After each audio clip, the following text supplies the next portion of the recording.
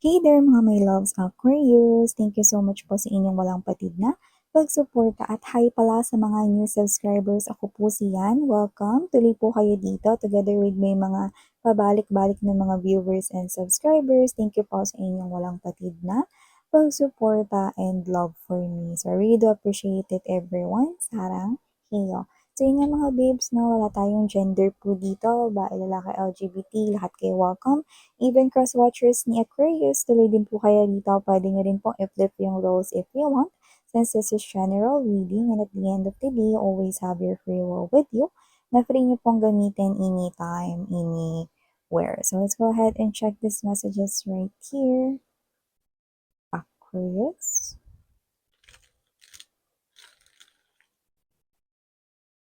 Spirits and angel guides, Archangel Michael, thank you so much. What do we have here for Aquarius, please?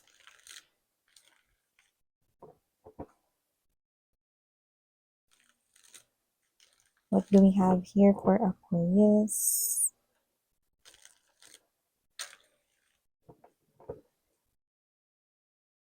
Thank you so much, Archangel Michael, together with the ancestors at mga beautiful angels and guides ni Aquarius. Ano po yung mga dapat abangan or i-look forward ni Aquarius? Can you please show me?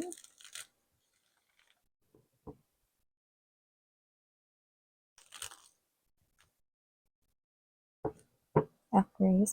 Nakita tayo dito ng opportunity na pwedeng may kinalaman sa parang umpisa or parang first step para matupad mong iyong pangarap, no? And parang it's so suddenly na bigla itong bumungad sa'yo, no? So, nakikita ko na i-grab mo yung opportunity na yan kasi nakikita mo yan na yung parang stepping stone para maabot mo yung pangarap mo. Could be a job, could be a new, offer right here pagdating sa negosyo or business naman, no? Or could be something na great offer sa'yo.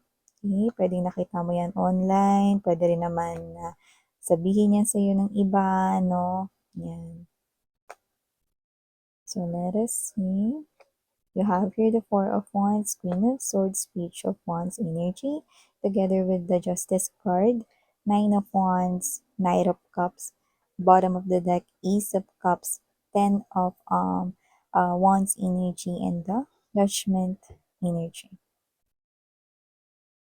So, nakikita ka dito for may single people out there na mga Aquarians. Nakita tayo dito mga may loves that after being gapos, no? Or parang nagapos yung heart ninyo sa isang relationship na parang napagod kayo, na parang kayo lang na kayo yung bigay na bigay noon. Parang ikaw lang yung parang nagpapakita ng love and affection ng mas marami sa yung partner or sa yung past lover, no? I do see that there's new love coming in at kung ano yung tumbas ng pagmamahal na ibinigay mo sa isang walang kwentang tao noon. Yes, diretsahan tayo sa channel na to mga babes, no?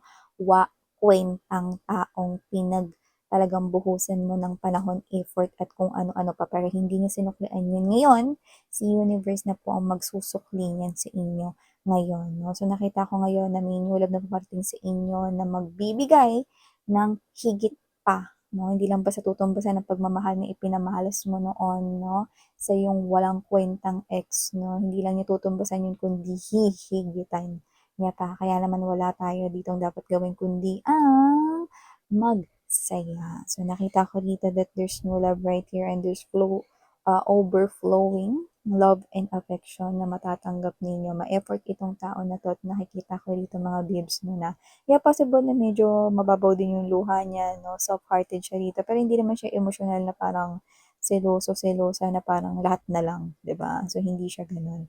So, wow! So, paano naman dun sa mga may in relationship dyan? Strong marriage ang ating nakikita dito, no? Posibleng may pa-under dito ang yung person, kunyari galit-galitan, galit dito, no? Pero yun pala, parte lang pala rito na isang trick.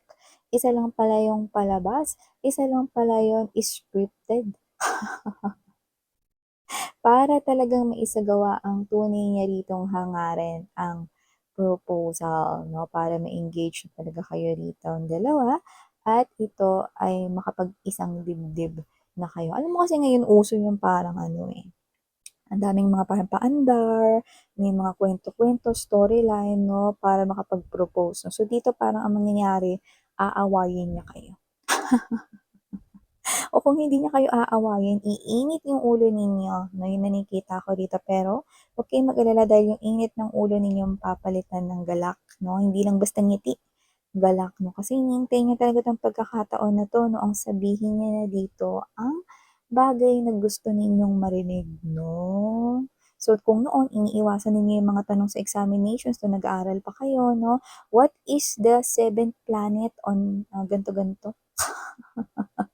What is the square root of 162.999? Yun yung mga tanong na iniiwasan nyo. Pero meron kayong isang tanong dito na gustong-gusto ninyong marinig coming from your person, and that is, will you marry me? Yung iba, pwedeng, can you be my girlfriend or boyfriend? Yan. Yung mga tanong na gustong-gusto ninyo, hinihintay ninyong marinig, maririnig nyo na. Yung iba naman, no, basta ganun, parang mag-aaway muna kayo or parang feeling ninyo, no, inaaway kayo ng person ninyo pero hindi ganun, no?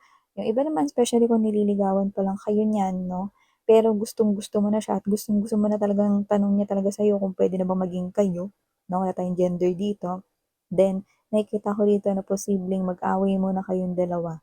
Yan, no, bago ito mangyari. Alam niyo, minsan yung mga pag-aaway, huwag nating tingnan yan as negative, no? Kasi diyan, pwede kayo makaganti sa person ninyo. Kung gusto niya siya sa inyo na ano, sige, sapakin mo ko na. Yan, no? Sapakin mo siya yung unan na bagong laba, no? Para matigas talaga yung unan. Yung may mga gano'n na grabe. Hindi naman. Minsan kasi yung mga pag-aaway, puwede nating makita yan as pagpapatibay ng koneksyon, 'di ba? Tsaka ang sarap kaya sa feeling nung inaano ka 'no, nilalambing-lambing ka. Na bibilhin ko yung paborito mong cornetto, yan o. Ayoko nun, bilhan mo ako ng kape din. Gusto ko sa Starbucks ka bumili, Yung mga ganyan 'no. So, nakikita ko dito nakasunod niyan lambingan, yan. So, maliban diyan Aquarius 'no, sa mga pabebe ninyong mga tungkol sa pag-ibig, nakita rin tayo rito 'no, ng magandang balitang matatanggap ninyo. So, isa sa parang, bagay na gusto ninyong mangyari 'no, is yung may mangyaring maganda sa kaperahan ninyo, either negosyo man 'yan or trabaho. So, nakita ko rito 'no, ng isang magandang balita na posibleng panggalingan niyan is yung, um, bago pa lang sa trabaho ninyo or either one of the staffs under your supervision or posibleng mas bata sa'yo sa age, possible na katrabaho mo. So, sa kanya manggagaling yung news or yung opportunity, 'no, na posibleng, "Uy, Aquarius, tawag ka ni boss." 'Yan, or pinapatawag ka, "Punta ka daw dun, Aquarius." May gano'n tayong energy. Tapos paglabas mo, ngiting tagumpay ka. So, posibleng ito ay may kinalaman sa kaperahan at posibleng kaya ka nakangiti 'no, maaaring pagtaas ito ng salary or posibleng nominated ka or running for promotion, 'yan 'no. Nakikita ko rito nagaganahan ka ritong magtrabaho lalo because of that 'no. You will be rewarded here 'no, and you will be awarded 'no, dito, and it's a call for success. Yun yung nakikita ko dito, Aquarius. So, maliban diyan, nakikita ko rin dito mga babes 'no, na eto, marami rito hindi pa 'to nangyayari. Meron akong nakikita ritong energy 'no, na posibleng yung tono niya, hindi naman siya pagalit, pero parang gano'n yung dating. Hindi ko alam kung meron lang ba talagang punto sa dialect niya. 'Di ba kasi iba-iba yung language natin, depende kung saan kang galing probinsya. Minsan parang may mga punto feeling mo galit siya, 'di pala, 'di ba? Or mataas yung boses niya, mataas yung tono niya, feeling mo parang, "Ay teka, gusto ata ako awayin ito." Pero hindi, gano'n lang talaga siya. So, maaaring may ma-misunderstand kayo rito na tingin ko mangyayari pa lang 'to.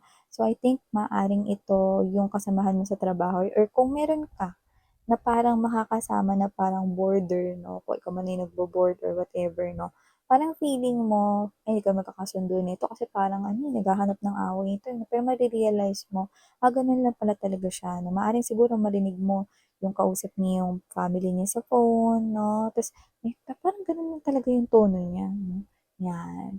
Minsan kasi mga babes 'no, nagkakaroon tayo ng parang speculations 'no, or parang mga hinuha pero wala naman talagang as in pinakabasehan 'no. So nakita ko rito na maaaring magka-misunderstand kayo at first 'no, pero nakikita ko na possible kayong maging friend 'no, 'yan.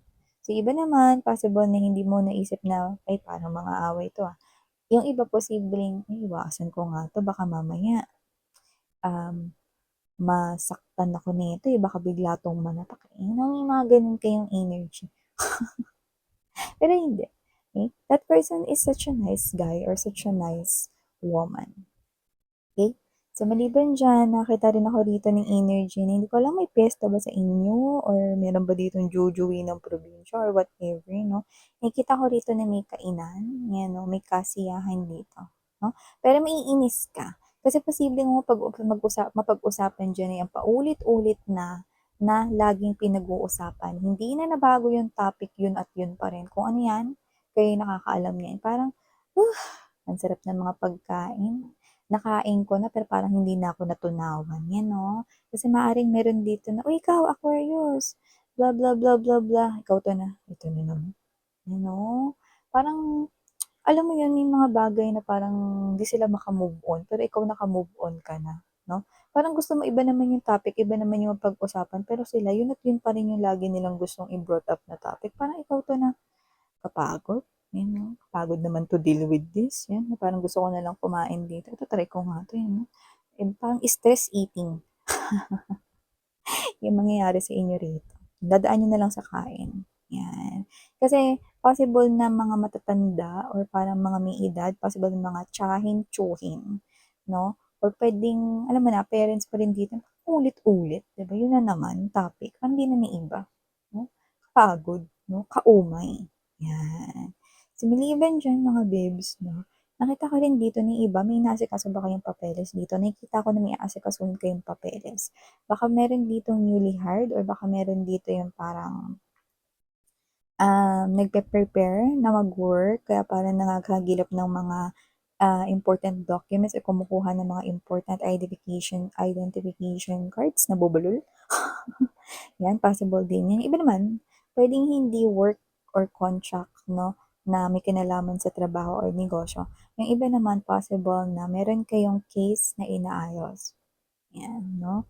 May case or meron kayo ditong parang, kaso na nilalaban, yan 'no. But we've got the Justice card energy, no need to worry because I do see that the favor is nasa iyong side. Kaya wala kang dapat na pag-alala, Aquarius 'no. Basta be honest lang din. Tuloy-tuloy mo lang yung pagiging totoo mo 'no, at malaki yung laban mo, tsansa mong manalo or magwagi dito. So, maliban dito nakikita ko rin 'no, na meron ditong energy ng isang friend na lumalabas 'no, na wala naman siyang gusto sa'yo, linawin natin 'no, at ikaw wala ka ring gusto sa kanya para malinaw 'no. In short, wala kayong feelings for each other.